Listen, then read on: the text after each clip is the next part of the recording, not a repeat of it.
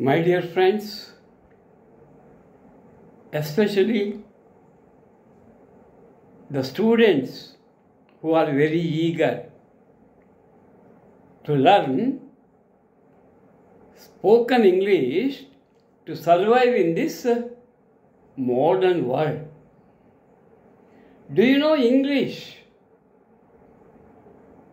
More than English, the English teachers create phobia in the minds of the students. Phobia means dislike. In the name of, do you know students, English? Oh, it is very difficult language.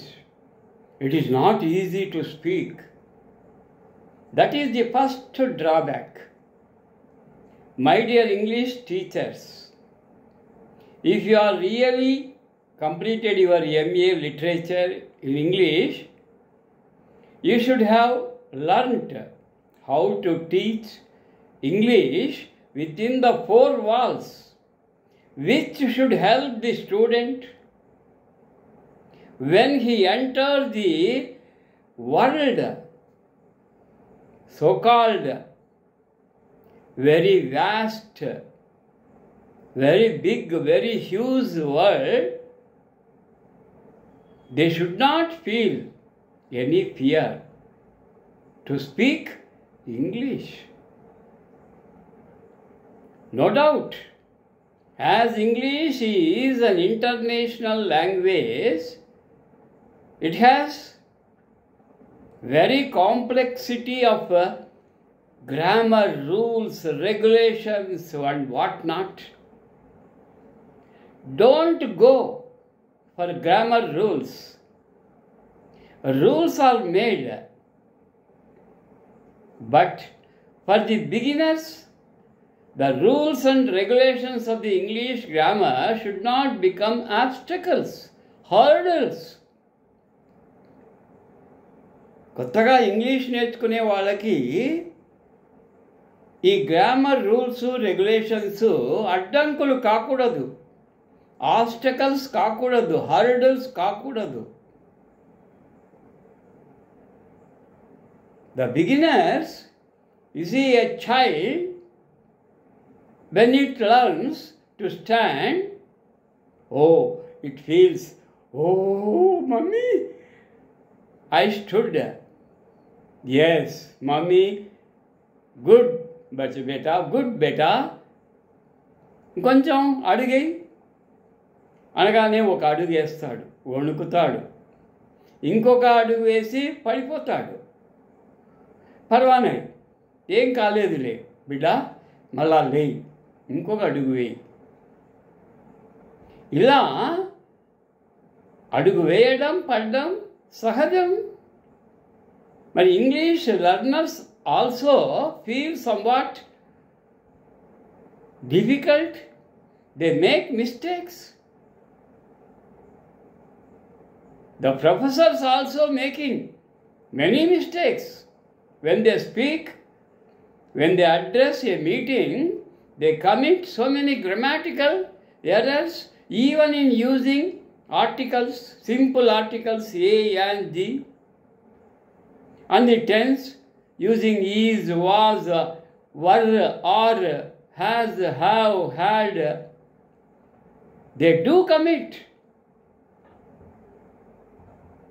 So, by committing mistakes, you should learn. Oh, I made a mistake. Oh, నేను ఇక్కడ తప్పు చేస్తున్నా. మాటి మాటికి ఇక్కడే తప్పు చేసి భయపడుతున్నా.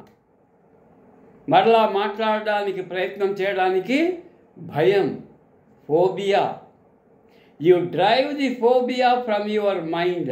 నీ మనసులో నుంచి ఆ భయాన్ని తొలగించుకో, ఫిలియా కలిగించుకో.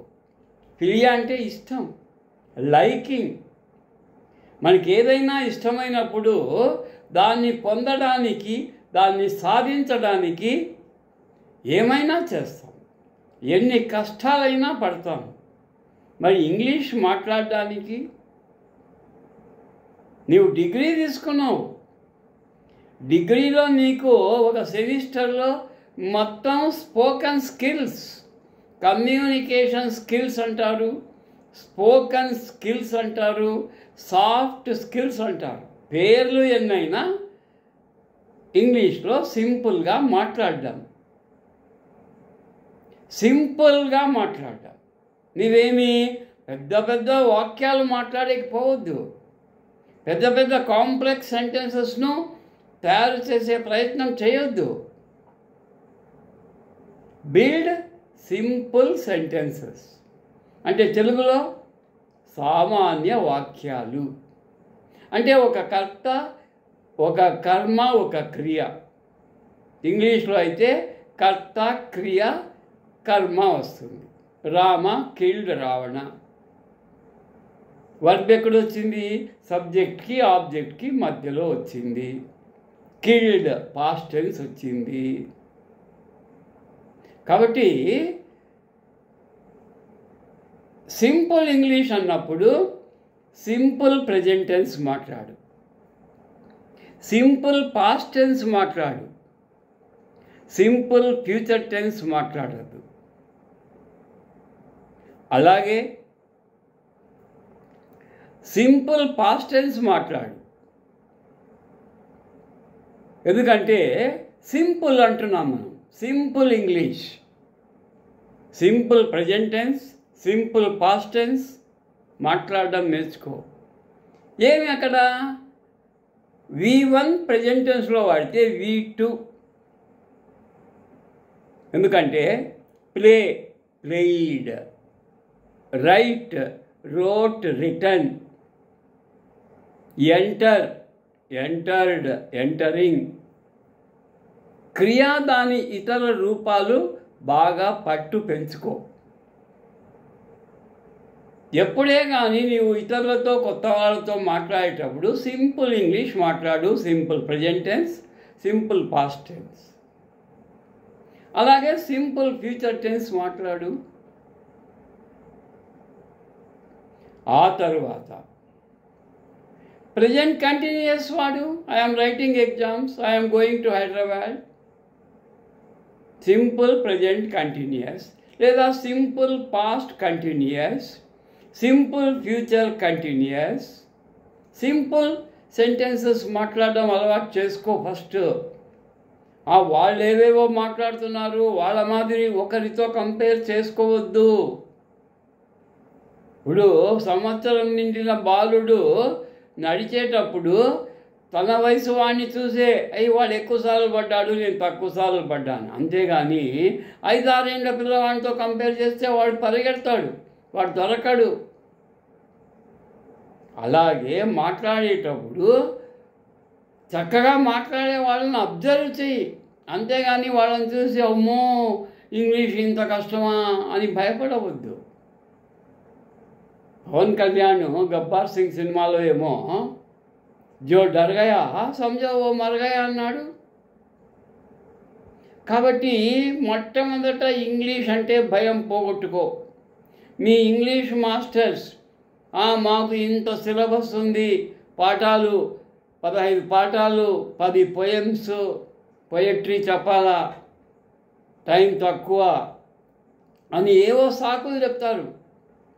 వాళ్ళు గ్రామర్, సింపుల్ సెంటెన్స్ ఎలా ఉంటుంది, సింపుల్ కంటిన్యూస్ ఎలా ఉంటుంది, సింపుల్ ఫ్యూచర్ ఎలా ఉంటుంది అని చెప్పే ప్రయత్నం చేయరు, భయపెడతారు. ఎప్పుడైతే పిల్లలు భయపడ్డారో ఇంకా ఆ భయం వటుడు ఇంత ఇంత ఇంత అన్నట్టు భయం పెరిగిపోతుంది. వానికి వచ్చే ఇంగ్లీష్ కూడా పోతుంది. నేను అనంతపూర్లో కార్పొరేట్లో తర్వాత కోచింగ్ సెంటర్లో పనిచేసేటప్పుడు బ్యాంకు జాబు కానీ, ఎస్ఐ జాబు కానీ, డిఎస్సి సెలెక్షన్ కానీ రావాలంటే ఇంగ్లీష్ ముఖ్యం. అన్నిట్లోనూ క్వాలిఫై అవుతారు, ఇంగ్లీష్లో దెబ్బతింటారు. దానికి కారణం భయమే. భయమే సగం కారణం. ఆ భయం పోవాలి. భయపెట్టే వాళ్ళు చాలామంది ఉంటారు. భయపడేవాడు ఉన్నాడు అంటే వాడిని భయపెట్టే వాళ్ళు చాలామంది తయారవుతారు. కాబట్టి భయపడడం మానుకో. భయం నీ పెద్ద శత్రువు. ఇంకా కొన్ని విషయాలు ఇంకొక వీడియోలో మీ ముందుకు వస్తాను. ఇది ఒక మిత్రుని కోరిక మీద. సార్, ఇది ఒక ప్రధాన సమస్య. అవును, నాకు కూడా తెలుసు. నేను కార్పొరేట్ రంగంలో పనిచేశా, రూరల్లో పనిచేశా, స్వయంగా నేనే కాన్వెంట్ పెట్టినప్పుడు కూడా ఈ సమస్యను ఎదుర్కొన్నా. ప్రతి సమస్యకు ఒక పరిష్కారం ఉంటుంది కదా. Every problem will have a solution. ఆ సొల్యూషన్ని క్యాచ్ చేసి ఏ విధంగా చెప్పాలి, ఎట్లా చెబితే అవతల స్టూడెంట్స్ గ్రహిస్తారు, ఫస్ట్ వాళ్ళ స్టాండర్డ్ ఏమి, వాళ్ళ లెవెల్ ఏమి, వాళ్లకు తగ్గి వాళ్ళ స్థాయికి మనము దిగి మాట్లాడగలిగితే తప్పకుండా అందరూ ఇంగ్లీష్ నేర్చుకుంటారు, భయం పోగొట్టుకుంటారు. Okay, all the best. Wait for another video. Good night.